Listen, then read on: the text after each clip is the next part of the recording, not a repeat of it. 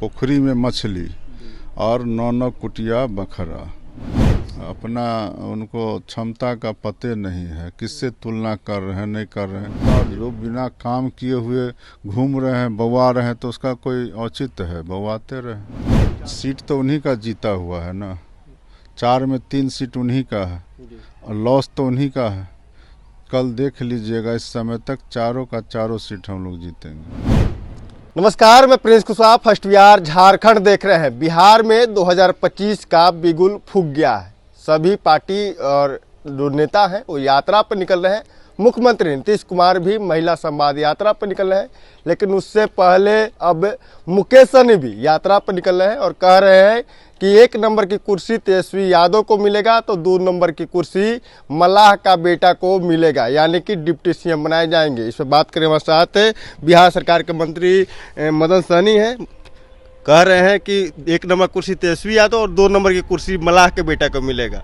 तो हम लोग तो इंतज़ार कर रहे हैं, लेकिन उनको ये तो कहावत है कि हम लोग मिथिलांचल में कि पोखरी में मछली और 9 कुटिया बकरा।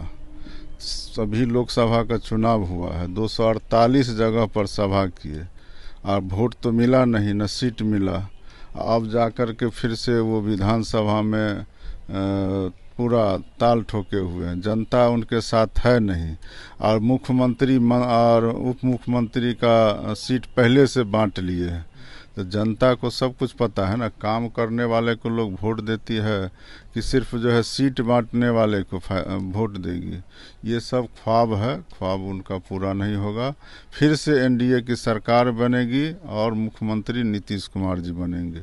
मुकेश सहनी जिस तरह से यात्रा कर रहे हैं, वोटरों को साधने की पूरे प्रयास कर रहे हैं, तो क्या लगा इससे आप लोग को फर्क नहीं पड़ेगा? कोई फर्क नहीं पड़ने वाला। अभी लोकसभा का चुनाव हुआ, कोई फर्क पड़ा है आप लोग को जानकारी? एक वोट अति पिछड़ा और निषाद का एनडीए को उम्मीदवार को मिला है। हम लोग भी तो सब जिला में जा कर के देखे हैं ना, एक भी कहीं कोई असर नहीं पड़ने वाला है और उन लोग से कोई फर्क नहीं पड़ता है। क्या लग रहा है जिस तरह से दावा कर रहे हैं मुकेश सहनी की 2 नंबर की कुर्सी हमें मिलेगी, क्या लग रहा है इससे कोई बताए ना आपको? उससे नहीं आप समझे जो हम बोले हैं पोखरी में मछली और 9 कुटिया बकरा, इसका मतलब नहीं समझते हैं कि हक मिलेगा मल्लाह को, उसके लिए बोलने से होता है। जनता साथ रहेगी तब ना। जब जनता उनके साथ नहीं है और जिस पार्टी के साथ वो खड़े हैं वो पार्टी को जनता क्यों भरोसा करेगी?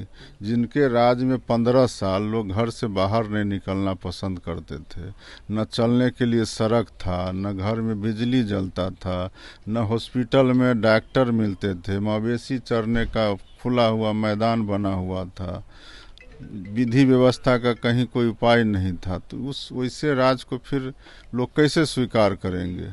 यही कारण है कि चाहे विधानसभा का चुनाव हो कि लोकसभा का, बिहार में दूसरे किसी का लोग सुनने के लिए तैयार नहीं है। एनडीए का ही सुनेंगे और नीतीश कुमार जी का सुनेंगे और उन्हीं के कहने पर लोग यहाँ काम करते हैं, वोट करते हैं। इतना काम हुआ है, किसके लिए काम नहीं हुआ है? सबके लिए काम हुआ है। किस किस काम को हम लोग बताएंगे? सब तो पता है लोगों को ना। लेकिन मुख्यमंत्री यात्रा पे निकल रहे हैं, महिला संवाद यात्रा पे, तो तेजस्वी यादव कह रहे हैं कि हम लोग का देखा देखी ये लोग निकल रहे हैं। अपना उनको क्षमता का पते नहीं है, किससे तुलना कर रहे हैं नहीं कर रहे हैं। ये भी तो देखना चाहिए ना। उनके राज्य में कोई काम नहीं हुआ 15 साल, उनको तो देखना चाहिए ना कि 2090 से 2005 तक बिहार का क्या स्थिति हो गया। 2005 के बाद जो बदलाव आया है महिलाओं के लिए, तो 2006 में आरक्षण 50% दिया गया पंचायत में, महिलाओं को 35% आरक्षण दिया गया सरकारी नौकरी में। जीविका के माध्यम से देखिए कितना बड़ा बदलाव आया है। अब इतना बड़ा काम होने के बाद भी महिला के बीच में कौन जाएंगे? मुख्यमंत्री के अलावा कौन जा सकते हैं? महिलाओं के आवाज़ पर ही नशाबंदी हुआ है। तो ये काम करने का तरीका है उनका, और जो बिना काम किए हुए घूम रहे हैं बौआ रहे हैं तो उसका कोई औचित्य है? बौआते रहे। कल 4 सीटों पे उपचुनाव के रिजल्ट आने वाले हैं, क्या लग रहा है? लालू यादव कह रहे हैं कि आप लोग क्लीन स्वीप कर रहे हैं, हार रहे हैं। सीट तो उन्हीं का जीता हुआ है ना, 4 में 3 सीट उन्हीं का है और लॉस तो उन्हीं का है। कल देख लीजिएगा, इस समय तक चारों का चारों सीट हम लोग जीतेंगे। तो आपने देखा हमारे साथ बिहार सरकार के मंत्री मदन सनी थे। उन्होंने साफ तौर पे कहा कि देखिए चारों का चारों सीट हम लोग जीत रहे हैं। बिहार में उपचुनाव हुए हैं और कल उसके नतीजे आने वाले हैं। बहरहाल इस खबर में इतना ही। इसी तरह तमाम खबरें बने रहे। फर्स्ट बिहार झारखंड देख रहे हैं। पैनोरमा ग्रुप, जो सोचता है वो करता है। ये लो मुंह मीठा करो, आज मैंने अपना जॉब छोड़ दिया। अब हम पूर्णिया वापस जाएंगे। जॉब छोड़ दिया है? मतलब ये घर कैसे चलेगा? हम करेंगे क्या? और माँ बाबूजी क्या बोलेंगे? इसलिए मैं एक और मिठाई का डब्बा लाया।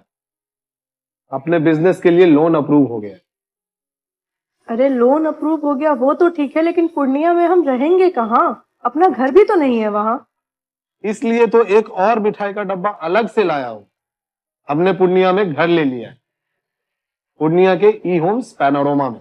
पूर्णिया में पैनोरमा ग्रुप लेकर आए हैं ई होम्स पैनोरमा। बड़ा घर, आलीशान जिंदगी और अत्याधुनिक सुविधाओं के संग। अरे अब क्यों मुंह मीठा करवा रही हो? क्योंकि हम घर वापसी जो कर रहे हैं। घर वापसी की खुशी पूर्णिया में ई होम्स पैनोरमा के संग।